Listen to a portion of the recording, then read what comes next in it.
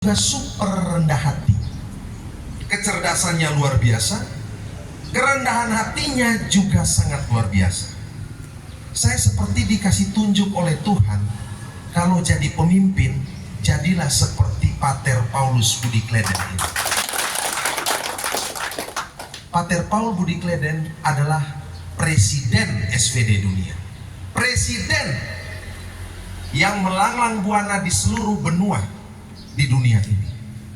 Saya lalu berpikir, Pater Budi ketika jadi uskup artinya akan tinggal di Nona, meninggalkan dunia, pusat agama Katolik Roma, meninggalkan Amerika dan Eropa dan benua-benua lainnya, harus pergi tinggal di Nona, berkunjung ke Ndori, ke Wolopau, pergi ke Bosiko, lalu ke Nagekeo dan seterusnya.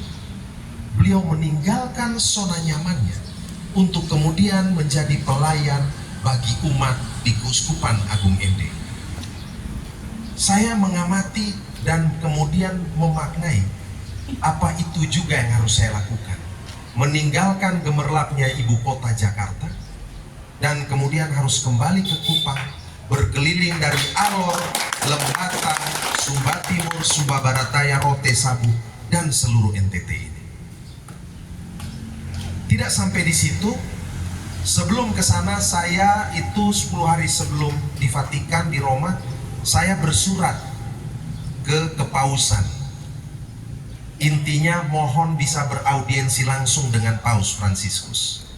Waktu saya ketemu Pater Markus Solokewuta yang bekerja di Kuria Vatikan, Pater Markus geleng-geleng kepala, Pak Ansi, orang kalau mau ketemu Paus tuh 2 tahun sebelumnya tulis surat. Setahun lah. Ini ada yang tulis 6 bulan gak dapat Pak Ansi. Ya tapi cobalah. Saya kemudian mengisi waktu bersama istri pergi ke Lourdes, berdoa di sana. Mohon maaf ya, saya omong agak sedikit spiritual.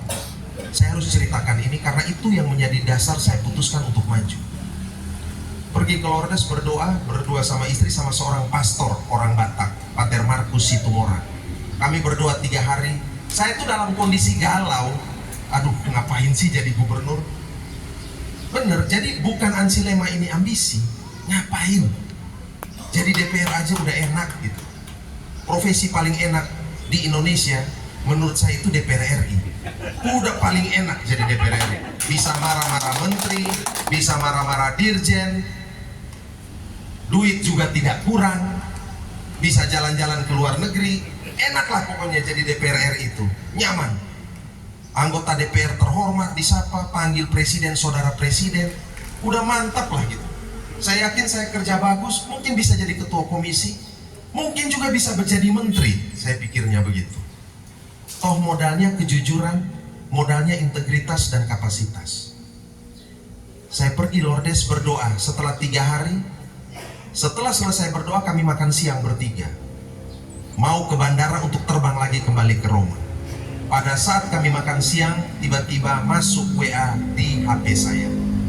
Inti WA itu adalah Yohanes Fransiskus Lema dan Maria Immaculata Ingenioti diterima menjadi tamu VVIP Paus Fransiskus.